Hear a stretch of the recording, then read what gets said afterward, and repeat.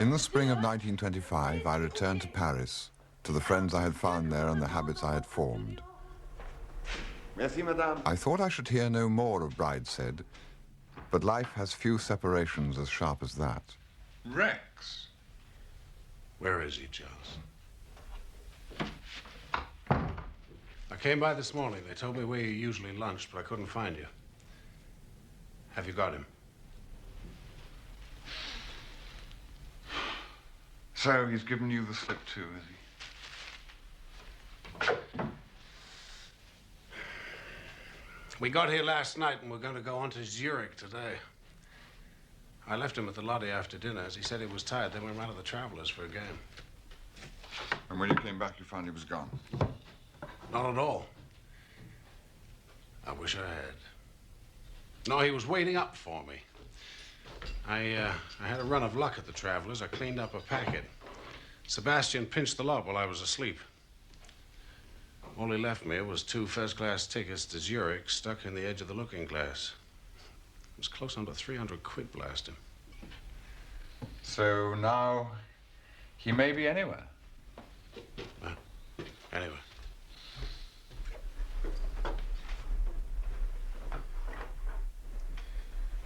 You're not hiding him by any chance? My dealings with that family are over. I think mine are just beginning. I've got a lot to talk to you about, but I promised this chap I'd give him his revenge back at the Travelers. Will you dine with me? Yes, where? I usually go to Ciro's. Why not Payard's? Never heard of it. I'm paying, you know. I know you are. I'll order the dinner. Oh, see? What's the name of that place again? I'll write it down for you. It was not expensive to live in France then. It was very seldom, however, that I had an opportunity for a dinner like this. And if I had to spend an evening with Rex, it should at any rate be in my own way. Did you stay long at Brideshead after I left? Was my name mentioned much? Was it mentioned? I got sick of the sound of it, old boy. The Marchioness got what she called a bad conscience about you. She piled it on pretty thick, I gather, at your last meeting. Callously wicked, wantonly cruel. Ouch. Hard words. Well, it doesn't matter what people call you, as long as they don't call you pigeon pie and eat you up. What? It's a saying. Oh. No, I like a bit of onion with my caviar. Chap who knew said it brought out the flavor. Try it without first. And tell me more news of myself. Well, Greenacre, whatever he was called, the snooty Don. Sam Grass. Yeah, he came a cropper. That was well received by all. He was the blue-eyed boy for a day or two after you left. He was always being pushed down our throats, so in the end, Julia couldn't bear it anymore and gave him away. That was the end of Sam Grass. I'll tell you a thing, Charles, the Ma Marchmain hasn't let on to anyone. She's a very sick woman. Might peg out at any minute. George Anstruther saw her in the autumn and put it at 2 years. What is this soup? It's sorrel. I thought you'd find it interesting after the caviar. Is that true? How do you know? It's the kind of thing I hear. With the way her family are going on at the moment, I wouldn't give her a year. I know just the man for her in Vienna. But she won't do anything about it. I suppose it has something to do with that crack-brain religion of hers, not to take the body seriously. You know, the food here isn't half bad. Someone ought to take this place up and make something out of it.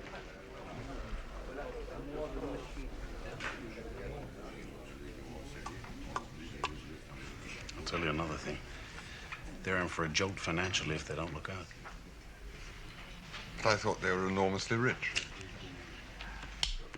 They're rich in the way that people are who just let their money sit quiet. Everyone of that sort's a lot poorer than they were in 1914, and the flights don't seem to realize it. Hey, look at the way they live. I closed my mind to him as best I could and gave myself to the food before me. Dozens of old But sentences came breaking in on my happiness, recalling me to the harsh, acquisitive world which Rex inhabited. Those were the kind of things he dealt with: mortal illness, debt, and greed. Julia's just rising 20. I don't want to wait till she's of age. But I don't want to marry her without doing the thing properly. Nothing hole in corner. I have to see she isn't junketed out of her proper settlement. His theme was plain. He wanted a woman, he wanted the best on the market, and he wanted her cheap. I've got to the time when notoriety has done its bit. I need setting up solidly, you know. St. Margaret's, Westminster, whatever Catholics have. Royalty. The Prime Minister being photographed going into the church. So, as the Marchioness won't play ball, I'm off to see the old man and square things with him. Well, I gather he's likely to agree to anything that will upset her. He's at Monte Carlo at the moment. I planned to go on there after dropping Sebastian off in Zurich. That's why it's such a bloody bore having lost him. Now, brandy is one of the things I do know a bit about. Now, this color is too pale, and I can't taste it in this thimble. Waiter. Garçon.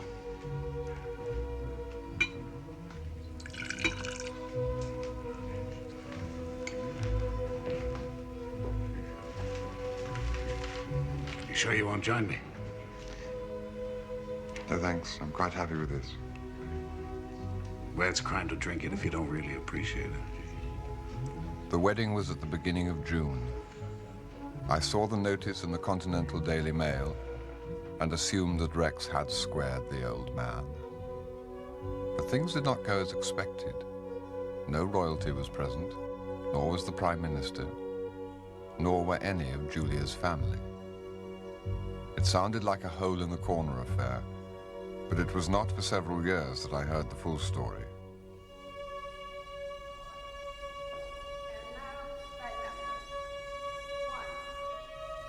It is time to speak of Julia, who till now has played an intermittent and somewhat enigmatic part in Sebastian's drama. It was thus she appeared to me at the time, and I to her.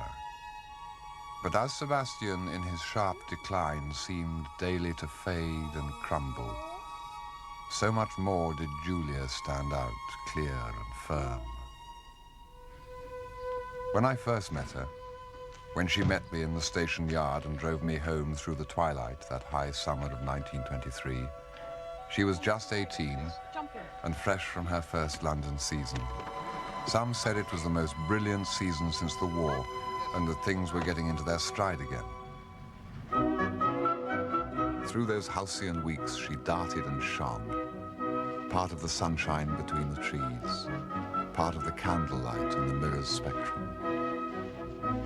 She outshone by far all the girls of her age, but she knew there were grave disabilities from which she suffered. There was the scandal of her father, that slight inherited stain upon her brightness that seemed deepened by something in her own way of life, a waywardness and willfulness, a less disciplined habit than most of her contemporaries. There was also her religion. Wherever she turned, it seemed to stand between her and her natural goal. But having been brought up a Catholic, if she renounced her religion now, she would go to hell, while Protestant girls of her acquaintance, schooled in happy ignorance, could marry eldest sons, live at peace with the world, and get to heaven before her. There could be no eldest son for Julia. Perhaps in a family of 3 or 4 boys, a Catholic might get the youngest without opposition, but younger sons who could not inherit were indelicate things, not to be much spoken of.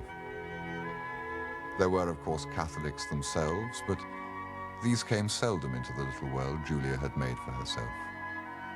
What was there left? That was Julia's problem after her weeks of triumph in London. I was not her man. She told me as much without a word when she accepted the cigarette from my lips.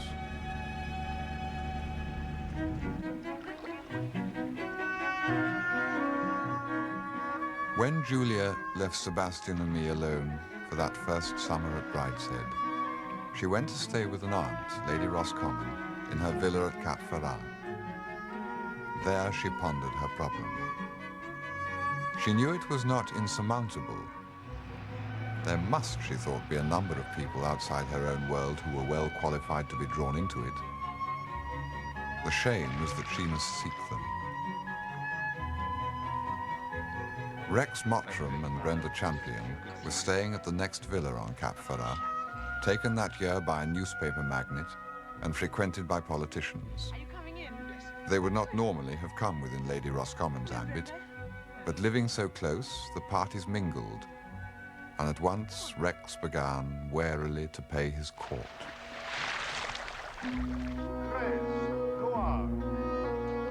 Rex's age was greatly in his favor, for among Julia's friends, young men were held to be gauche and pimply.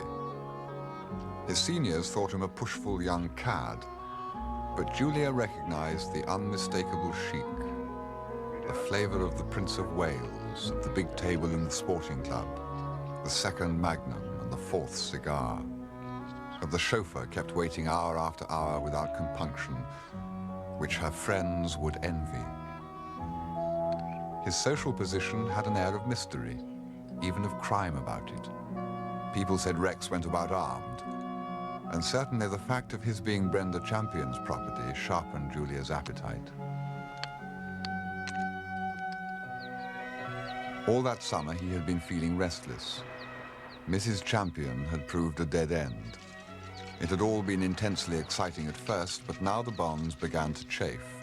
Rex demanded a wider horizon. He wanted to consolidate his gains. It was time he married. There was little Rex could do at Cap Ferrat except establish a friendship which could be widened later. He was never entirely alone with Julia, but he saw to it that she was included in most things they did. And that was enough to make Lady Roscommon write to Lady Marchmain, and Mrs. Champion move him sooner than they had planned to Antibes. But in the comparative freedom of London, Rex became abject to Julia. He planned his life about hers, going where he would meet her, ingratiating himself with those who could report well of him to her. He was always ready in the Hispano Suiza to drive her wherever she wanted to go, and all the time he never once made love to her.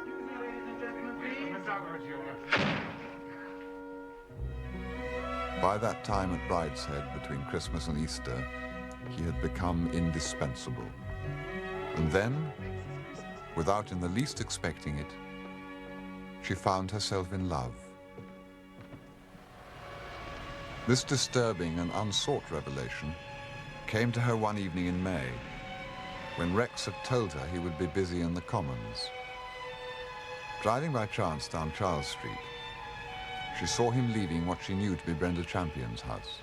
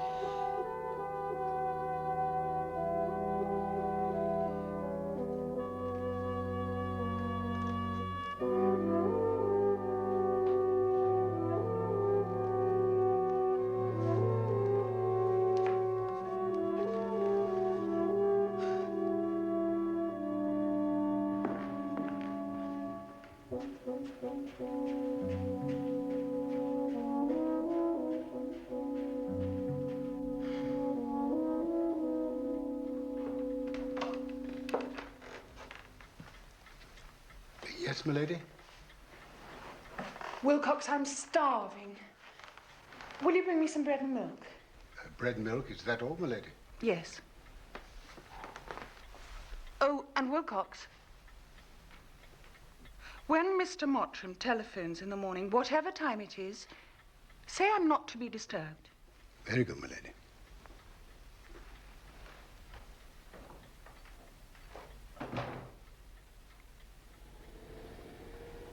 I'm shopping with her ladyship this afternoon, so will you tell Lady Roscommon I won't be there till tea time?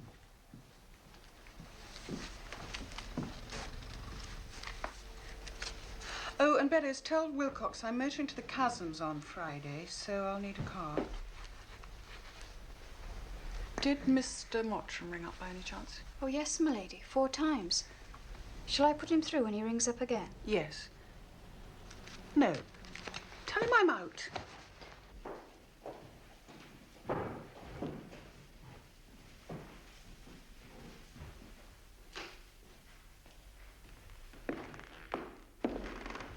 Mr. Mottram is waiting, my lady. I showed him into the library. Oh, Mummy, I can't be bothered with him. Do tell him to go away. Thank you, Wilcox. It's not at all kind, Julia. I've often said he's not my favourite among your friends, but I have grown quite used to him, almost like him. You really cannot take people up and drop them just like that, particularly people like Mr. Mottram. Oh, Mummy, must I see him? There'll be a terrible scene if I do. Nonsense, Julia. You twist that poor man round your finger.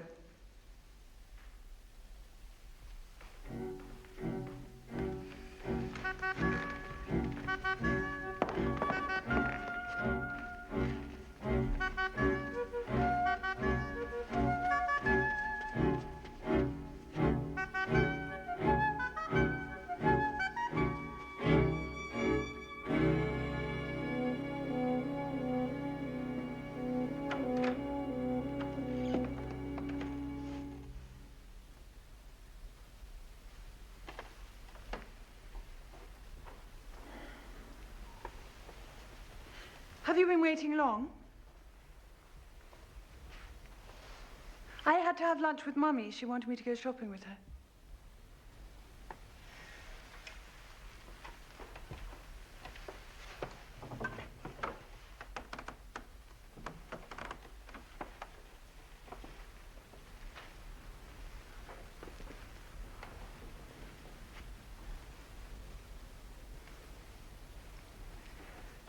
How was the house last night?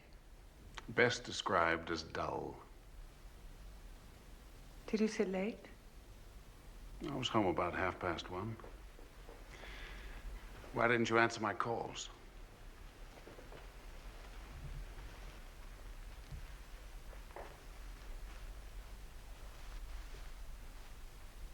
What time did you get there? About 8 o'clock. Maybe a bit later. I had somewhere to go first. Oh. And where was that? Julia, it's finished. What is? You know very well.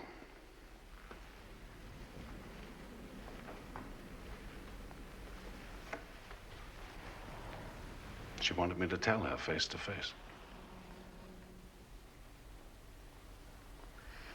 I don't give a damn about Brenda Champion. I don't give a damn if you see her. You can do just what you like. Can I?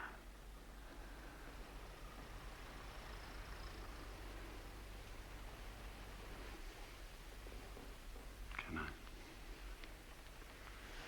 I? I'll never see her again. If that's what you want.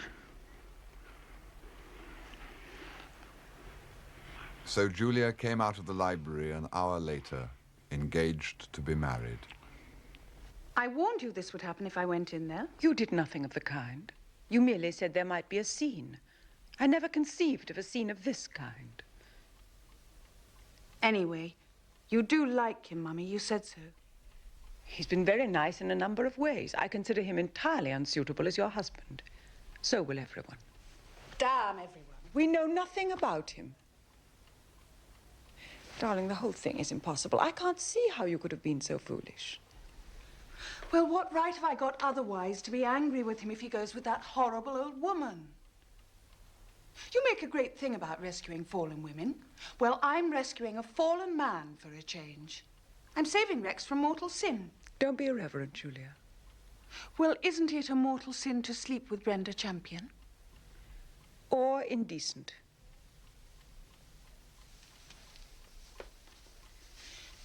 He's promised never to see her again.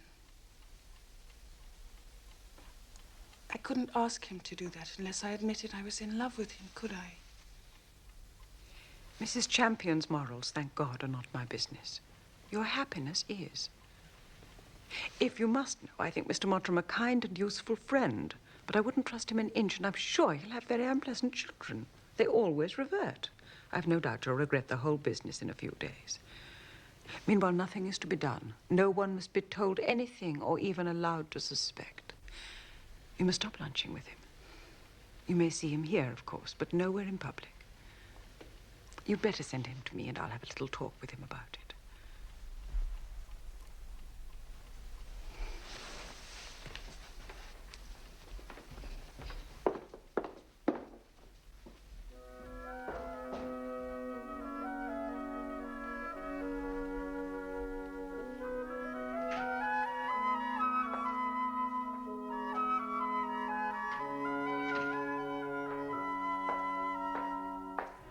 Thus began a year's secret engagement for Julia, a time of great stress.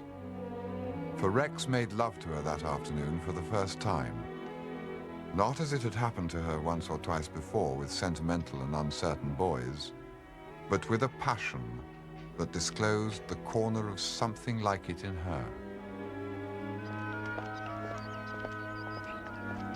Their passion frightened her, and she came back from the confessional one day, determined to put an end to it.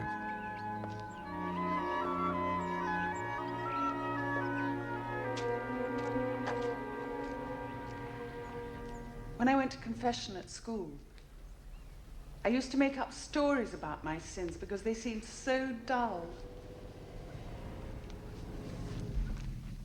Once I was in there for an hour and a quarter. The rest of the class were kneeling outside, waiting their turn. Sister Goddard was furious. We all missed going swimming. But she couldn't ask me what I'd said. It's sacred, you see. Today it only took 5 minutes. And what did they give you? 3 Hail Marys. And a clean slate? Well, that sounds very attractive to me. It's not really clean, though.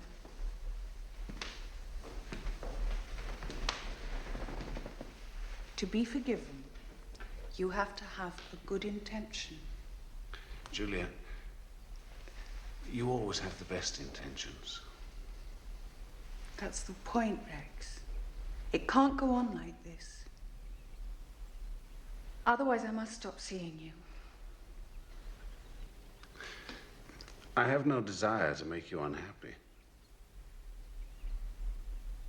I know that. I don't want to be unhappy.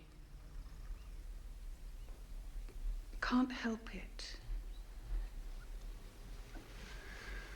Neither can I. Hello, Wilcox. Good afternoon. Are you well? Very well, thank you, sir.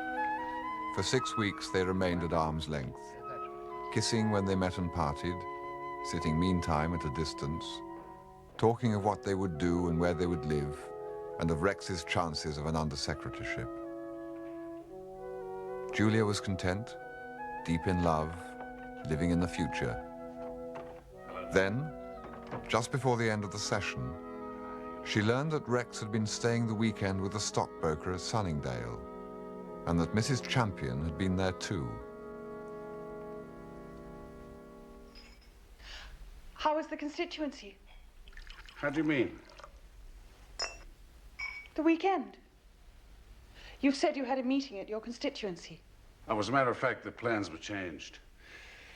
I got trapped into a weekend with Teddy Barons down in Sunningdale. Bankers and stockbrokers, Julia. Not your style. You'd have hated it.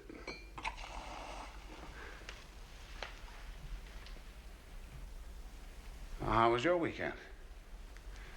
I missed you a lot.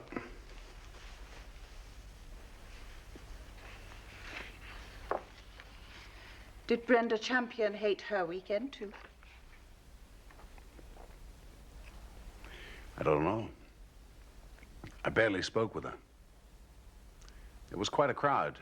Teddy had a house full. I see.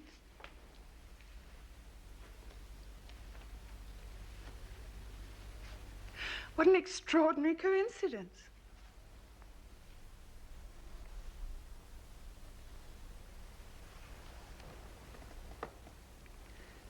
You must have been pleasantly surprised. No. No, I was surprised to find her there. I had no idea that she knew Teddy that well. Rex, please don't lie to me. Julia, sometimes I find you very hard to understand.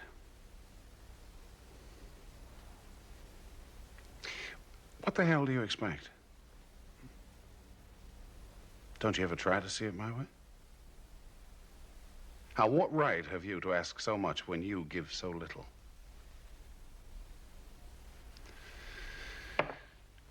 I'll telephone you later.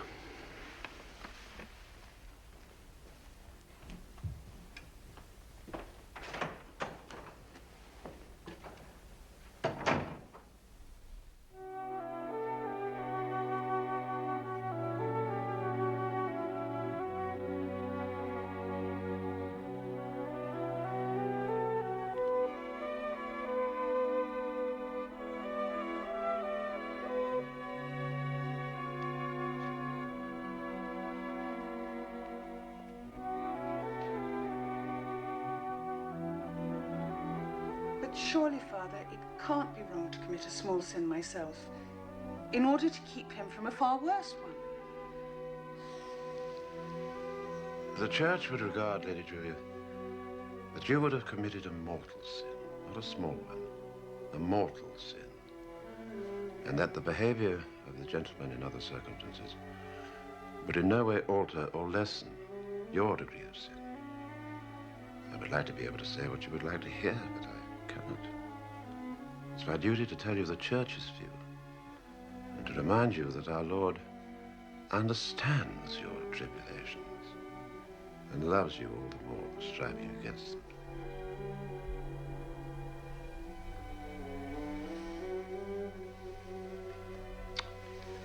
Well, now I think it's time to hear your confession. No, thank you. I don't think I want to today. Goodbye, Father.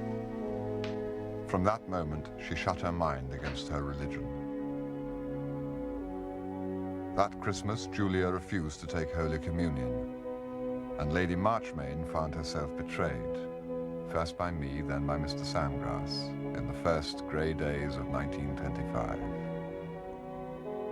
She decided to act. She forbade all talk of an engagement. She forbade Julia and Rex ever to meet. It was characteristic that even in this crisis, she did not think it unreasonable to put Sebastian in Rex's charge on the journey to Dr. Beretha's. And Rex, having failed her in that matter, went on to Lord Marchmain in Monte Carlo, where he completed her route. You say my brother's lost? Do you mean literally? Oh, very odd. That's right. Vanished into thin air, along with 300 quid that he took to help him on his way. Well, we shall reimburse you at once, of course. No need for that, Bridie. Are you sure you can't find him again? I understood you knew how to go about this sort of thing. This time it may be difficult. Alcoholics develop great cunning. Yes, I can see that. This will come as a very great worry for my mother. It's a bad time for her. You know she intends to take Julia abroad with her almost immediately. Well, I don't think that'll happen, Bridie. I don't understand you. My mother plans to take Julia away for most of the winter. I'm afraid she feels that it's time that your association with Julia came to an end.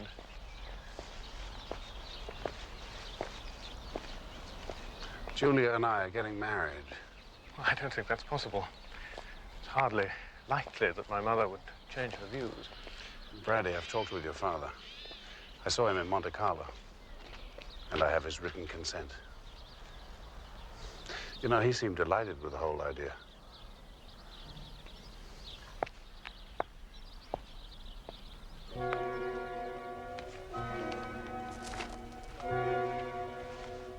Rex gave himself to the preparations with gusto.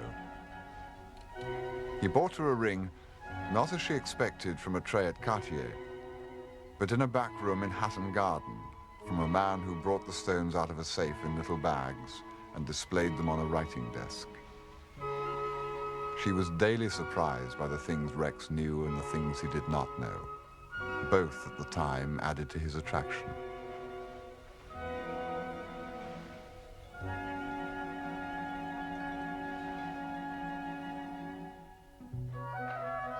There was trouble about the marriage settlement, with which Julia refused to interest herself. I don't care what Brady says. I'm not settling up my capital. What the hell do I want with trustee stock? I don't know, Don. The lawyers were in despair. Rex absolutely refused to settle any capital. See, I make money work for me. I expect 15 or 20%, and I get it. Now, it's pure waste tying up capital at 3.5. I'm sure it is, darling. I mean, these fellows act as though I were trying to rob you. They're the ones who do all the robbing. They want to rob you of 2/3 of the income that I can make for you. Doesn't matter, Rex. We've got heaps, haven't we? There's another thing your damn fool brother can't get into his head. I want a decent wedding. I went to the Bourbon Palmer wedding in Madrid. That's the sort of thing I want for you. It's one thing your church can do. It's put on a good show. You never saw anything to equal those cardinals. How many do you have here in England? Only one, darling. One. Can we hire some others from abroad? Well, Rex, a mixed marriage is usually conducted very quietly. No splash. How do you mean mixed? I'm not a nigger or anything. No, darling. Between a Catholic and a Protestant. Oh, if that's all, it's soon unmixed. I'll become a Catholic. How does one go about it? Belgrave Square, please. Lady Marchmain was dismayed and perplexed by this new development. It brought back memories of her own courtship and another conversion. Rex, I wonder if you realize how big a thing you're taking on in the faith. It would be a very wicked step to take without believing sincerely. Lady Marchmain, I don't pretend to be a very devout man. And I'm not much of a theologian. I do know it's a bad plan to have two religions in one house, and a man does need religion. If your church is good enough for Julia, then it's good enough for me. Very well, I'll see about having you instructed. Lady Marchmain, I haven't time, and instruction will be wasted on me. Just give me the form. I'll sign on the dotted line. It usually takes some months. Often a lifetime. Well, I'm a quick learner. Try me. So Rex was sent to Farm Street, to Father Mowbray, a priest renowned for his triumphs with obdurate catechumens. Of course, you'll know in a general way what is meant by prayer and the power of prayer. Now, I'd like you to tell me what you yourself mean by prayer. Well, I don't mean anything. You tell me. Well, through prayer, every man, be he the most humble or the most exalted, is able to feel some sort of communion with God the Father, to ask his forgiveness and to beg for his mercy. Right. Well, so much for prayer. Now, what's the next thing? Well, Would you say our Lord had more than one nature? Just as many as you say, Father. Yeah. Try another question. Supposing the Pope looked up and saw a cloud and said it's going to rain. Would that be bound to happen? Oh, yes, Father. Supposing it didn't. Supposing there was no rain.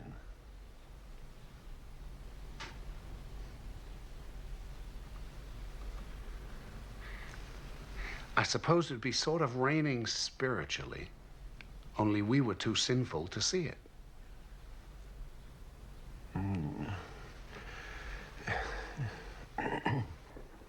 He's the most difficult convert I've ever met.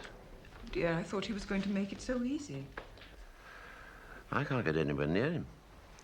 He doesn't seem to have the least intellectual curiosity or natural piety. In fact, he doesn't even correspond to any degree of paganism known to the missionaries. Julia, are you sure Rex isn't doing this thing purely with the idea of pleasing us? I don't think it enters his head. He's really sincere in his conversion. He's absolutely determined to become a Catholic, Mummy. Our Father, which art in heaven, hallowed be thy name. Thy kingdom come, thy will be done on earth as it is in heaven. Give us this day our daily bread, and forgive us our trespasses as we forgive those that trespass against us. Lead us not into temptation, and deliver us from evil. Amen. Hail Mary, full of grace, the Lord is with thee. And blessed art thou among women, and blessed is the fruit of thy womb, Jesus. Holy Mary, Mother of God, Pray for us sinners. pray for us sinners, now and in the hour of our death. Amen. Would you tell me now, Mr. Moultrie, who it is who merits heaven? Whosoever is good merits heaven. That is, whosoever loves and serves God faithfully and dies in his grace. Good. And what do the wicked who serve not God and die in mortal sin deserve? The wicked who serve not God and die in mortal sin deserve hell. Ah, that's really quite encouraging. Well, we'll continue next time. But before you go, Mr. Moultrie, is there anything particular troubling you? Look, Father, I don't think you're being straight with me. I want to join your church, and I'm going to join your church, but you're holding too much back. What do you mean, holding too much back? Now, I've had a long talk with a Catholic, a very pious and a well-educated one, and I've learned a thing or two. For instance, you have to sleep with your feet pointing east because that's the direction of heaven, so if you die in the night, you can walk there. Now, I'll sleep with my feet pointing any way that suits Julia, but you expect a grown man to believe about walking to heaven? And what about the Pope who made one of his horses a cardinal? And what about the box you have in the church porch, where if you put a pound note with somebody's name on it, they get sent to hell? Mr. Moultrie, No. I'm not saying there may be a good reason for all this, but you ought to tell me about it. Now let me go and find out for myself. But who can he have been talking to? Did he dream it all? Cordelia, what's the matter? What a chump! What a glorious chump! Cordelia, it was you. Oh, Mummy, who would have believed that he would have swallowed it? I told him such a lot besides. About sacred monkeys in the Vatican. And all kinds of things. Well, you've very considerably increased my work. Poor Rex. You know, I think it makes him rather lovable. We must treat him like an idiot child, Father Mowbray.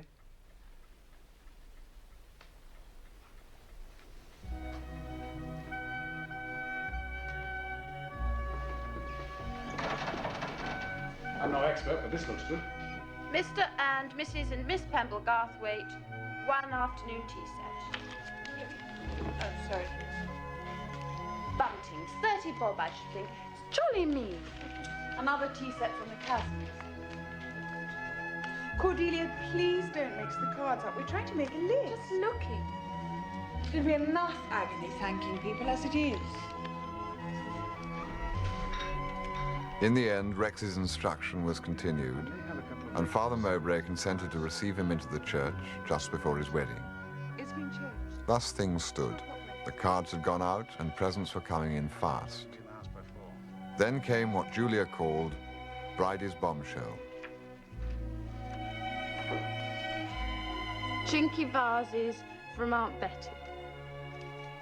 More replies. Aren't they hideous?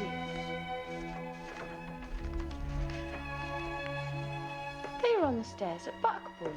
I'm sure Rex will like it.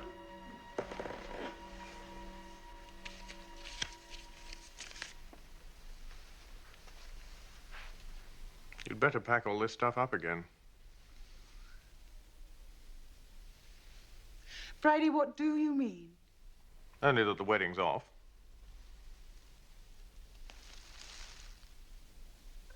Bridie.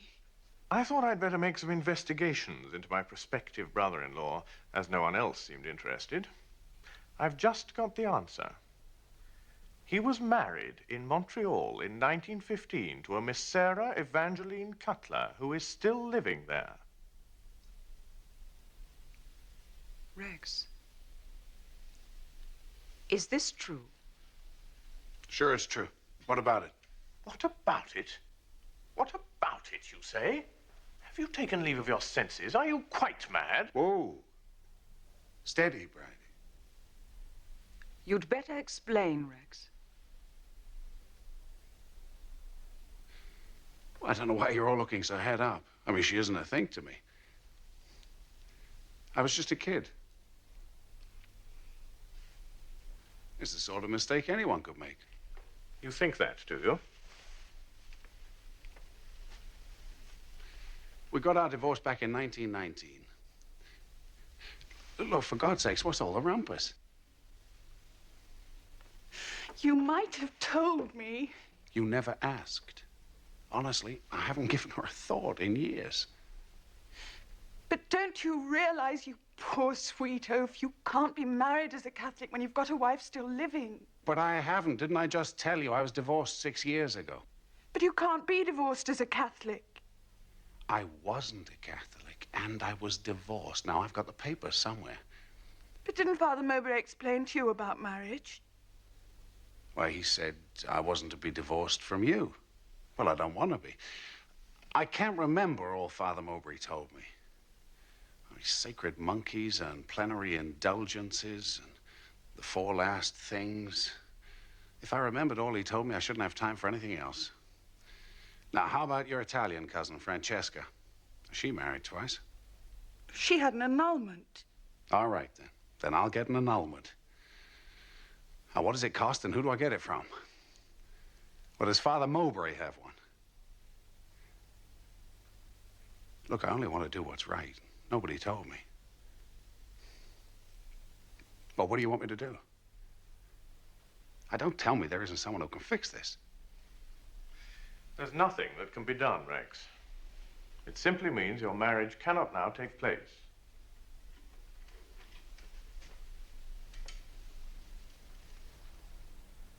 I'm sorry from everyone's point of view that this has come so suddenly. You should have told us yourself.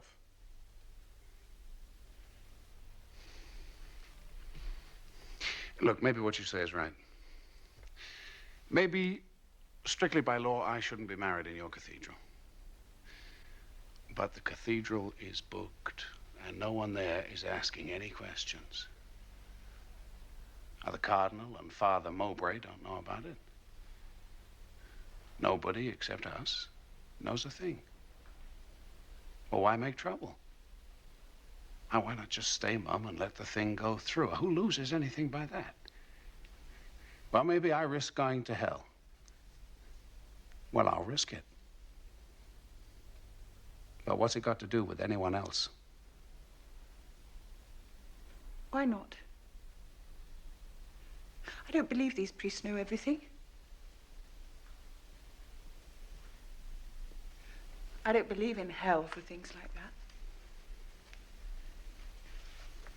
I don't know that I believe in it for anything. Anyway, that's our lookout.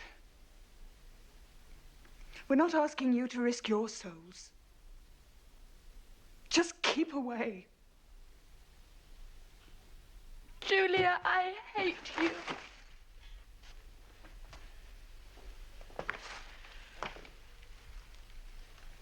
I think we're all very tired.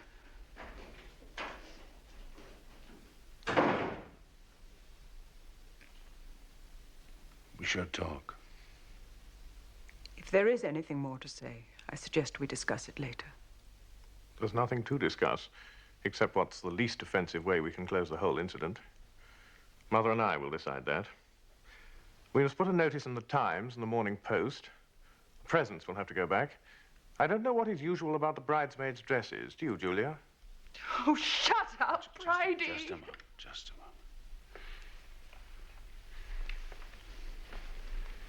Maybe what you say is right. Maybe you can stop us marrying in your cathedral. All right. To hell, we'll be married in the Protestant church. I can stop that, too. But I don't think you will, Mummy.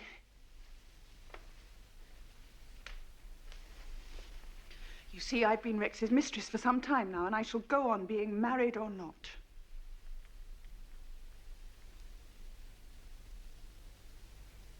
Is this true? No, damn it, it's not. But I wish it were.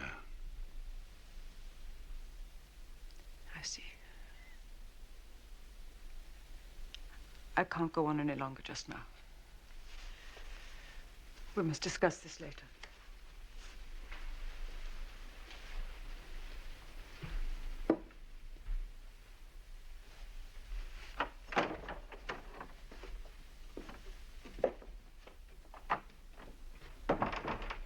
What on earth made you tell your mother that?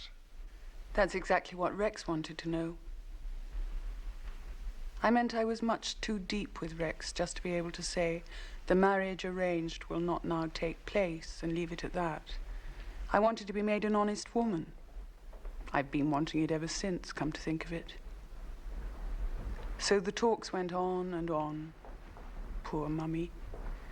In the middle of it, Rex just telegraphed to Papa, Julia and I prefer wedding ceremony take place by Protestant rites. Have you any objection? He answered, delighted.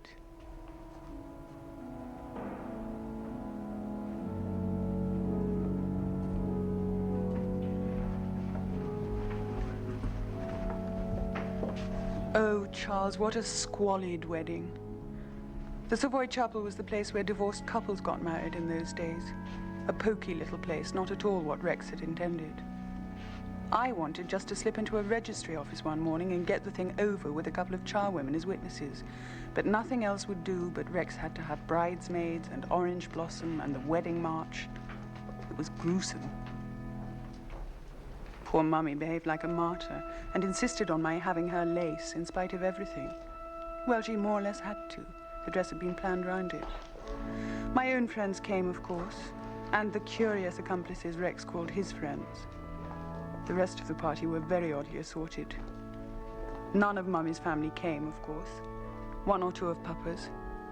All the stuffy people stayed away. You know, the Anchorages and Chasms and Vanburghs. And I thought, thank God for that. They always looked down their noses at me anyhow.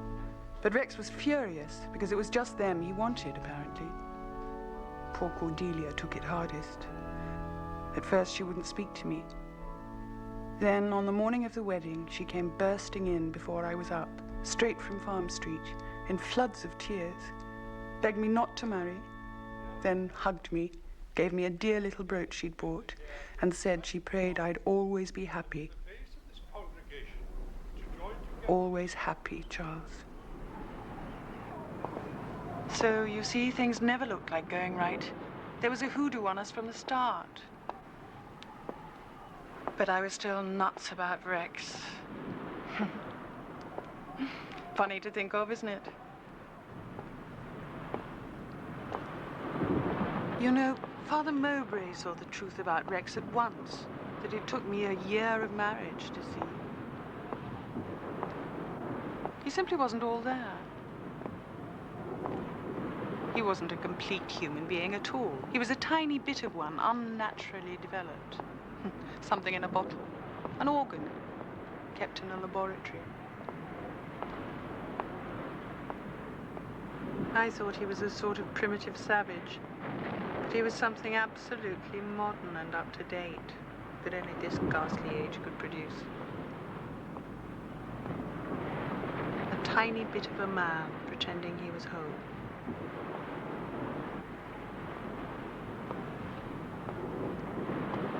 Well, it's all over now. It was 10 years later that she said this to me. In a storm in the Atlantic.